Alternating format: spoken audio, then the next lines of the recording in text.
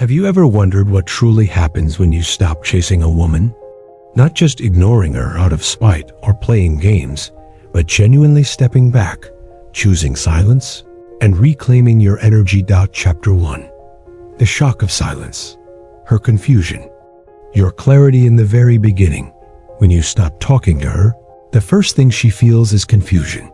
Silence disrupts what was once a familiar rhythm. A man who once sent good morning texts, called her at night, asked how her day was going. Suddenly, he is no longer there. The notifications stop. The attention disappears. And that, whether she admits it or not, triggers something. She may start to wonder, why isn't he reaching out? Did I do something wrong? Is he losing interest? It's in this space of not knowing that the first emotional drop occurs for her. This moment of silence unsettles the ego. Because we are conditioned to expect continuity, to assume that what we're used to will remain. And when it doesn't, the mind scrambles for answers. But here's where the Stoic shift begins. Instead of using silence to provoke her, you use it to return to yourself. You don't try to explain or justify. You don't rush to clear her doubts. Why? Because the Stoic understands a fundamental truth. You cannot control how someone reacts. You can only control your response. Her confusion is not your responsibility. Her feelings, her assumptions, her reaction to your silence, that's her internal world. And just as you are learning to manage your emotions, she must face her own. Now here comes the first fall for you. It's not easy to step back. You will feel the urge to reach out, to break the silence, to clarify your intentions, especially if you care deeply.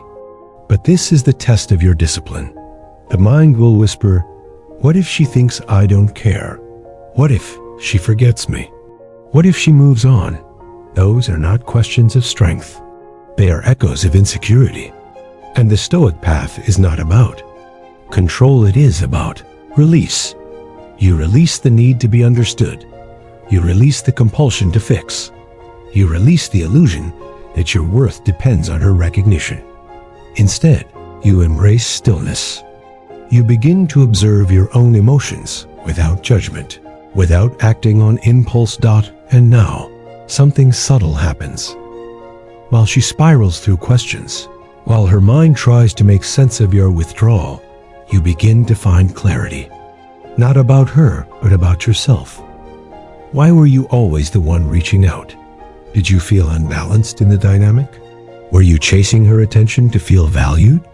These are uncomfortable questions, but they are necessary, because in that first silence, a mirror appears. It doesn't reflect her, it reflects you. And that is where the ascent begins. You begin to separate attention from affection. You understand that silence is not emptiness. It is space. Space for reflection. Space for power. Space for rebirth.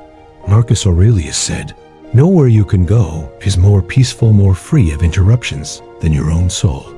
When you stop speaking, you start listening to yourself. You realize that the world doesn't fall apart because you stop texting. You are still here. You are still whole. And your silence is not passive. It is active strength. This is the moment most men miss. They use silence as a weapon, hoping she will chase them back. But you, the Stoic, do not use silence to provoke. You use it to purify. You let her feel your absence. Let yourself feel your presence. This is where real dignity is born, not from being wanted, but from knowing you don't need to be. Now, take a breath and sit with this.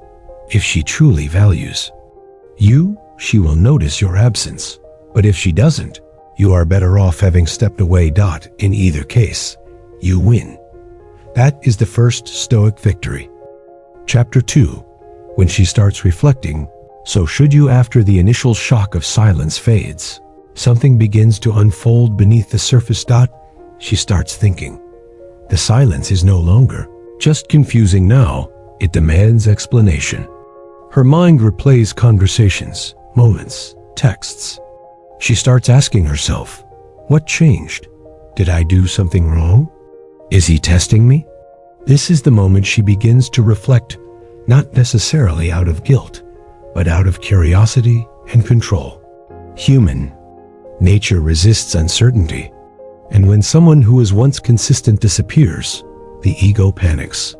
She begins to mentally rewind the tape, but here's the second critical turn. While she's reflecting, so should you?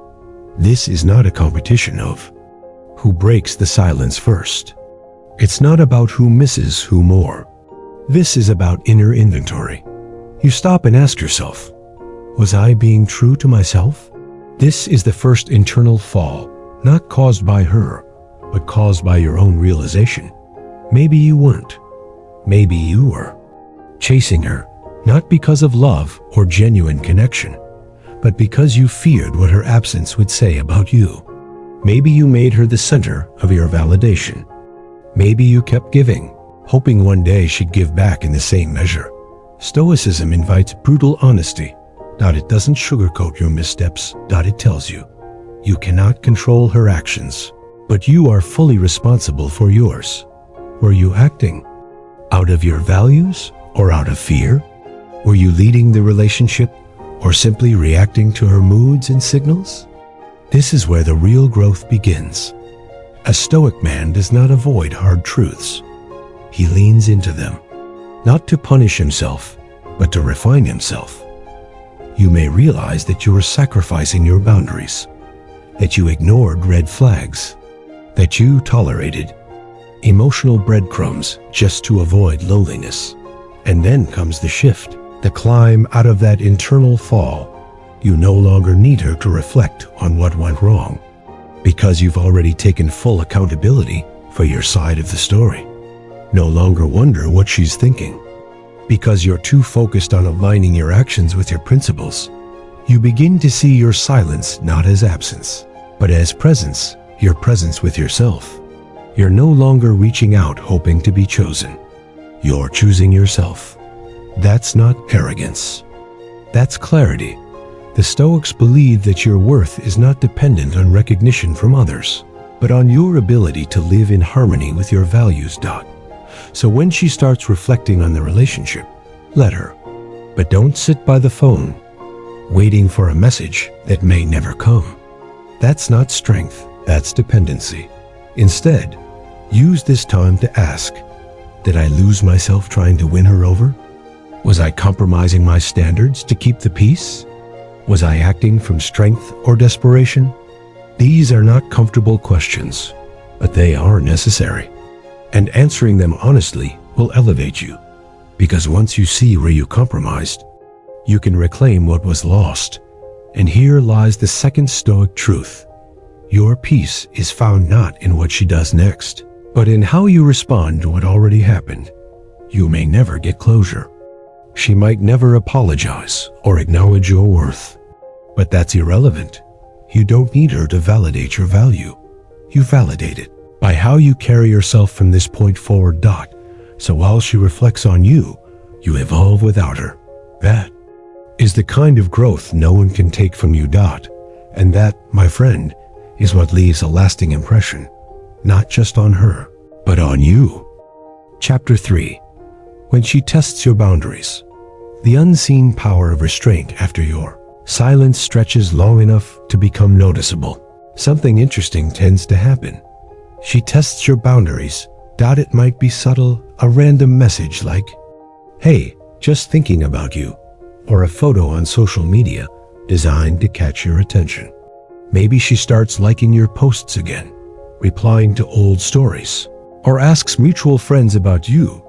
It seems innocent, but make no mistake, this is a test, not of your affection, but of your self-control. She wants to know, do I still have influence over him? Will he break the silence if I give him just a little spark? Is he really done, or just pretending? And here comes your internal fall. Most men fail this test. They see that message or post and suddenly feel a rush of hope. She's reaching out.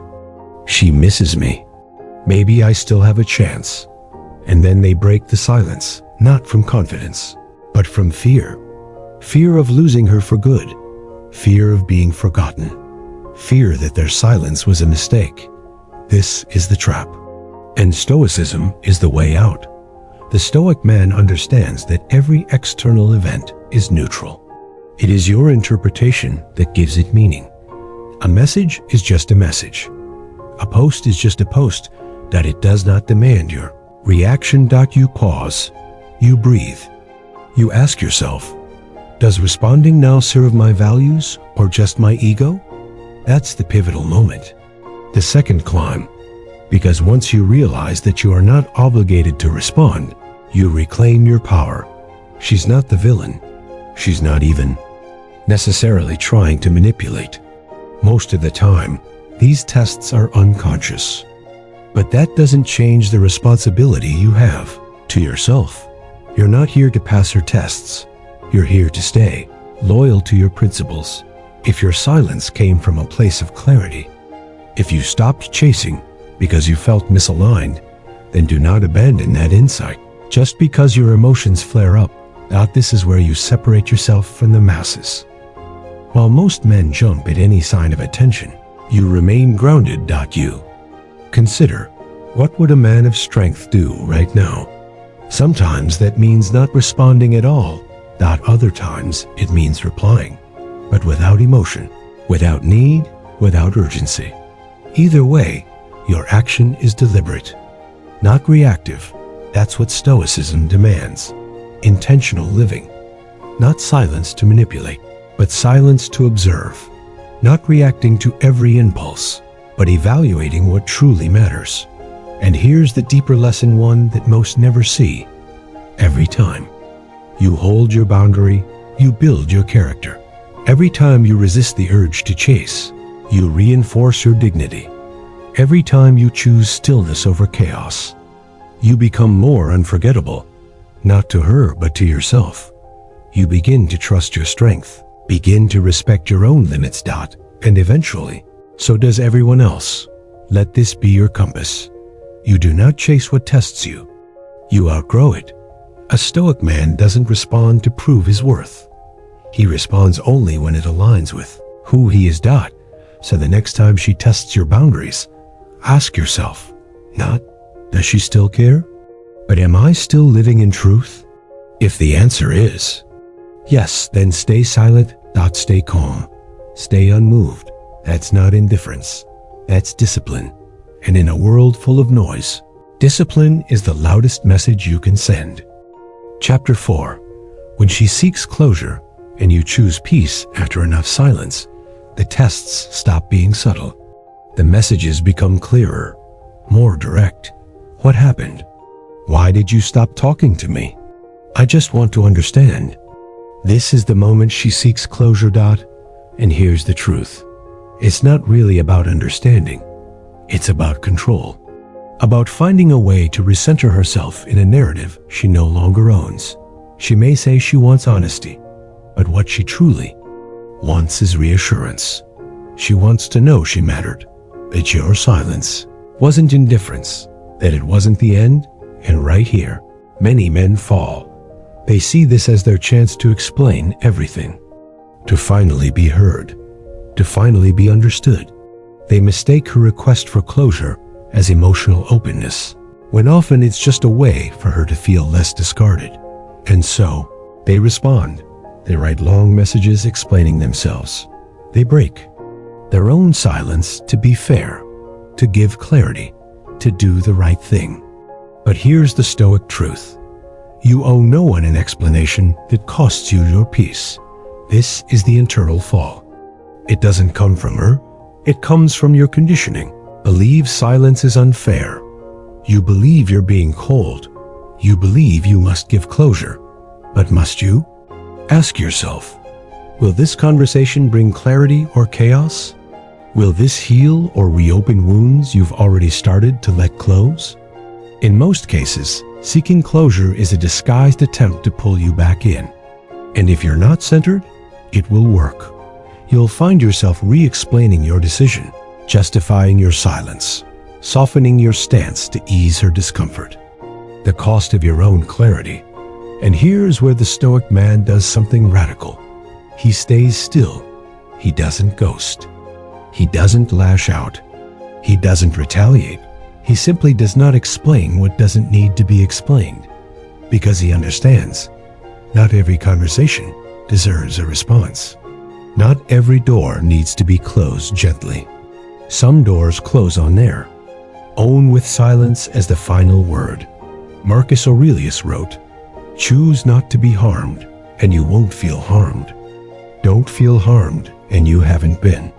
Closure, from a Stoic perspective, is not something she gives you or you give her. It's something you create internally. You don't need to explain your silence, because your actions are already aligned with your values. You don't need to prove anything, because your withdrawal was not an emotional tantrum, it was an intentional choice. And here comes the second rise, the rise of inner freedom. You begin to understand that your peace matters more than her understanding, that your energy is not to be spent explaining yourself to someone who didn't value you when you were present, that your silence was not to hurt her. It was to heal yourself. Sometimes silence is the closure, not because it leaves questions unanswered, but because it ends the cycle of explanation, justification, and emotional negotiation. You are not required to reopen what you've already processed. You are not required to carry her discomfort for the sake of resolution. And if she truly wanted to understand, she would have listened before the silence. So now, you stay firm. Not cold but calm, not detached but disciplined, not indifferent, but deeply aware that peace comes when you no longer need to be understood to feel complete. She may never get her closure, but you already have yours, and that's all you ever needed. Chapter 5. Her emotional storm. Your Stoic stillness. When your silence stretches beyond what she expected, something shifts. Her calm turns into confusion, confusion into frustration, frustration into emotion, and then come the waves: anger, guilt, nostalgia, sometimes even affection, all wrapped in unpredictable outbursts.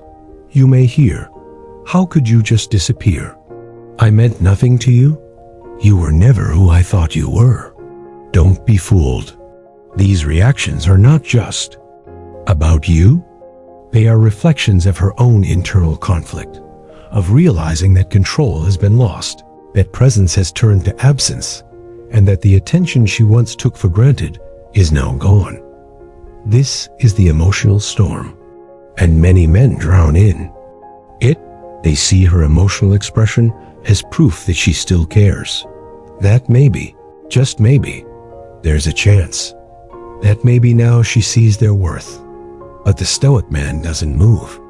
He doesn't get pulled into the undertow of reactive emotion. He understands something critical. Emotion is not always connection. Sometimes it's resistance to change. Her anger doesn't mean love. Her sadness doesn't mean regret. Her attention doesn't mean desire. It simply means she's reacting to the void. The same void you created by walking away with strength, not bitterness. Now here comes the first fall, the moment of temptation, that she reaches out in pain, and your old instincts awaken. You want to comfort, to fix, to prove you're not the villain in her mind. But doing so would pull you back into the very pattern that made you forget yourself. And here lies your test. Can you remain unmoved when your name is thrown in the fire? Can you stay still when your silence is called cruelty? Can you let her feel without trying to manage her emotions? This is not coldness. This is discipline. You're not ignoring her pain. You're refusing to absorb it as your responsibility. And in doing so, you begin to reclaim something sacred, your emotional sovereignty. Now begins the rise. You no longer seek validation through her reactions. You no longer measure your worth by how much she misses you. You realize that the storm she's in is hers to navigate and yours to observe from the shore. You don't send comfort texts. You don't correct her version of the story. You don't try to clear things up. because you've cleared them up within yourself. Her emotional outbursts are not an invitation. They're a signal that your silence is doing what no words ever could, showing her that the version of you she once knew has evolved into someone she no longer controls. And that realization? It's louder than any argument, more powerful than any confession. It's a mirror. And not everyone is ready to see their reflection. So you let her feel. You let her process. You let her throw her waves against the rock. And you remain the rock. Still. Grounded. Unmoved. Epictetus said, if someone succeeds in provoking you, realize that your mind is complicit in the provocation. That's your power. You're no longer complicit in emotional chaos. You've stepped into your own frame. No matter how loud the storm becomes, you've already chosen the silence that sets you free. Chapter 6. When she reaches out, the test of your evolution after the storm settles. Silence takes on a new meaning. It's no longer just the absence of contact, it becomes presence. A presence she can feel, heavy, inevitable, unavoidable. And so the inevitable happens. She reaches out, not because everything is clear to her now, but because the silence is unbearable. Because your absence echoes louder than any words you ever said. The message might be casual. Double quotes, hey, just checking in. It might be disguised as concern. Hope you're doing okay. Or it might come cloaked in nostalgia. Remember that place we used to go? But no matter the form it takes, it's a test. Not of her sincerity, but of your transformation. This is the first drop, the pull of familiarity, the temptation to answer, to re-engage, to reopen a door you closed for a reason. And here's where most men fail. They confuse her curiosity for commitment. They think a breadcrumb is a full meal. They forget the pain that led to the silence in the first place and trade their progress for a moment of emotional relief. But not you. You understand that a message is not a change, that a hey is not an apology, that a late night call is not a declaration of growth. You don't punish her. You don't ignore out of ego. But you also don't reward inconsistency with access. Because your silence wasn't a game, it was a boundary. And that boundary has reshaped you. Now comes the rise, the part where you act not from emotion, but from clarity. You ask yourself, what has changed? Is this an act of genuine reflection? Or is it her attempt to soothe the discomfort of your absence? You don't rush to reply. You don't get swept up in the illusion of reconnection. You observe. You assess. You remember that presence is a privilege, not a default. And your presence, now stronger and more grounded, demands more than vague messages and emotional bait. You've become intentional with your energy. You don't give it away for free. She might try again, this time with more emotion, more vulnerability. But still, you remain unmoved until you see alignment. Not just in words, but in actions. Because a woman who truly regrets losing you won't just reach out. She'll reach inward. She'll show change, not just charm. She offers honesty, not confusion. She meets you where you are, not where you were. And if that moment never comes, you don't flinch. You've learned that peace is more valuable than proximity. That connection without clarity is chaos in disguise. And that silence, when chosen with intention, becomes your shield. Seneca once said, "It is not that we have a short time to live, but that we waste a lot of it." You don't waste time chasing old patterns, dressed in new disguises. You don't allow loneliness to rewrite your values. You don't confuse access with intimacy. Because you know this truth. The man who does not break his silence for anything less than truth becomes unforgettable. And that is who you are becoming. Chapter 7. And she sees you've changed. The power she can't touch. There comes a moment she didn't expect. She sees you again. Maybe not in person. Maybe not through a conversation. But she sees you. In a photo. In a story shared by a mutual. Friend dot in the way your silence hasn't shattered you, but sharpened you. And in that moment, something shifts. She thought you'd be waiting. She thought you'd be broken, stuck, drowning in regret. But you're not. You're moving differently dot focused, disciplined, grounded dot, and without saying a single word, you say everything dot. This is the first fall not for you, but for her dot. It's the crumbling of the narrative she built in her mind, the one where you needed her to breathe, where your worth depended on her recognition, where her exit was your end. But get WASN single quotes D. It was your beginning. She sees the way you carry yourself now, not chasing, not proving, not needing, just being. And that presence, it hits different. She remembers the man she left, and she sees the man you've become, and they are not the same, because the man you were was reacting, but the man you are now chooses. Your silence didn't mean absence. It meant construction. Behind the quiet, you are rebuilding values, habits, mindset. You are becoming the kind of man who no longer seeks validation because he validates himself with action. The kind of man whose peace isn't interrupted by a message, whose value doesn't fluctuate with attention, whose love is no longer a currency to be traded, but a force to be earned. And here comes the rise. This new version of you, anchored, stable, calm, is no longer available in the same way. You're not inaccessible out of spite. You're simply untouchable to anything that doesn't match your growth. And that's when she feels it. The real loss, not the absence of your texts or calls, but the absence of access to the version of you she never took the time to see. Now, her silence grows louder than yours. She starts questioning her decisions, not because you've punished her, but because you've evolved, and evolution is the loudest response. Epictetus said, first say to yourself what you would be, and then do what you have to do. You said it. You lived it. Now she sees it, and she realizes you didn't just stop talking. You stopped needing. You stopped waiting. You stopped begging for what you deserved. And in that silence, in that powerful absence, you became the kind of man whose memory haunts more than his presence ever could. Because she didn't just lose you. She lost the chance to know the man you were destined to become. And that is a loss no words can repair. Chapter 8. When you don't reach back, the power of your refusal moment always comes. She reaches out. Maybe it's a text. Hey, how have you been? Or something even less committed. An old photo liked. A song sent. A meme forwarded. Not a grand gesture. It's a test.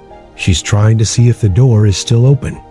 If the man who once begged, once broke, still lives inside the man she left. She expects the same response. She expects the old version of you, the one who needed closure, needed validation, needed her. But you don't reach back. And that is the first fall, because she wasn't reaching for you. She was reaching for control. She wanted to confirm that the power she once held over you is still there, that you'd still drop everything at the sound of her voice, that the silence you maintained was just temporary, a mask for the pain she caused. But it wasn't. It was a transformation. And no, your refusal speaks louder than any message could. You saw the hand extended and chose not to grab it, not out of resentment, not out of pride, but out of clarity, because you finally understand that what once was no longer serves who you are becoming. You no longer operate from emotion. You operate from principle, from boundaries, from purpose. This is the turning point. She didn't anticipate. The man who once waited no longer does. The man who once answered now chooses silence. You didn't ghost her. You evolved past her. That is the difference between revenge and growth. And that difference becomes the rise. Your absence is no longer just physical, it's energetic. She doesn't just miss you. She feels the void of your attention, your presence, your essence. and she realizes she can't summon you with breadcrumbs anymore. Because the man you are now no longer feeds on crumbs. You've learned to nourish yourself from within. To rebuild from the ruins without needing applause or permission. To move forward without looking back. You don't need to explain your silence. You don't need to clarify your decision, because power doesn't ask for permission. Simply moves. Marcus Aurelius once wrote, "Waste no more time arguing what a good man should be. Be one." You have become one. And in doing so, you've made yourself unreachable, not by distance, but by evolution. You didn't block her. You didn't curse her. You simply didn't reach back. And that, to a woman who once believed she could always return, is the most unforgettable thing you could have ever done. Chapter 9. When she realizes you've let go. The unspoken goodbye. There is a moment, often late, often quiet, when she finally understands you're not coming back. Not because someone else has replaced her. Not because you've become cold or bitter, but because you've genuinely let go. And that is the first fall. It's a silent crash within her, deafening in its absence of sound. She scrolls through old messages, listens to voice notes, watches the timeline of your digital life, searching for signs of regret. And finds nothing. No cryptic quotes. No emotional outbursts. No desperate attempts to be noticed. Just peace. And that peace disturbs her more than any insult ever could. She realizes that you no longer orbit her world. You've stepped out of her gravitational pull. You've withdrawn your energy, your presence, your investment. Not as a tactic, but as a choice. You're not waiting anymore.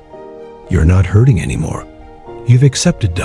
And in that acceptance, you've found something she never expected you to reach before her.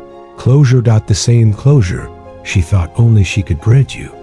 But now, she understands your silence was your goodbye.